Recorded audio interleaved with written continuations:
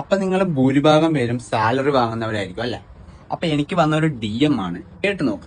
Bro ഇപ്പനെ work resin ചെയ്തിട്ട് maximum ട്രേഡിങ്ങിലോട്ട് concentrate ചെയ്യുക. ഇപ്പോ വർക്കിൽ നിന്ന് കിട്ടുന്ന സാലറിയെ കാട്ടി വെച്ചാൽ അതിനെക്കാട്ടി നല്ലൊരു എമൗണ്ട് ഇതിൽ നിന്ന് എനിക്ക് ഏൺ ചെയ്യാൻ പറ്റുമോ? അതെങ്ങനെയാ ഒന്ന് പറഞ്ഞുതരാമോ? അപ്പൊ നിങ്ങൾ മനസ്സിലാക്കേണ്ട ഒരു കാര്യം, ട്രേഡിങ്ങിൽ നിങ്ങൾക്ക് ഒരിക്കലും ഒരു ഫിക്സഡ് എമൗണ്ട് കിട്ടില്ല. പിന്നെ ലോസ് വന്ന് ക്യാഷ് പോവുകയും ചെയ്യും. വർക്ക് ആണെങ്കിൽ അവിടെ ഒരു ഫിക്സഡ് സാലറി ആണ് അല്ലെ? പിന്നെ വർക്ക് കളഞ്ഞ ട്രേഡിങ്ങിലോട്ട് വരുന്നവരോടാണ് ഇവിടെ നിങ്ങൾക്ക് ഒരിക്കലും ഒരു കംഫർട്ട് സോൺ ഉണ്ടാവില്ല.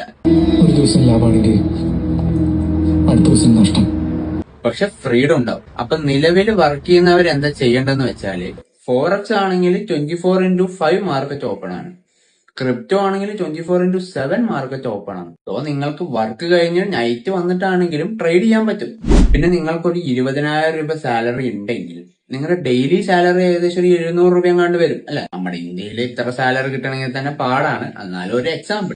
അപ്പൊ ട്രേഡ് ചെയ്ത് 700 രൂപ ഡെയിലി ഒരു മാസത്തേക്ക് ഉണ്ടാക്കിയാലാണ് 20,000 രൂപ പ്രോഫിറ്റ് ജനറേറ്റ് ചെയ്യാൻ പറ്റുള്ളൂ. അത് ഒരിക്കലും ഒരു ബിഗിനറിനെ കൊണ്ട് പോസിബിൾ അല്ല.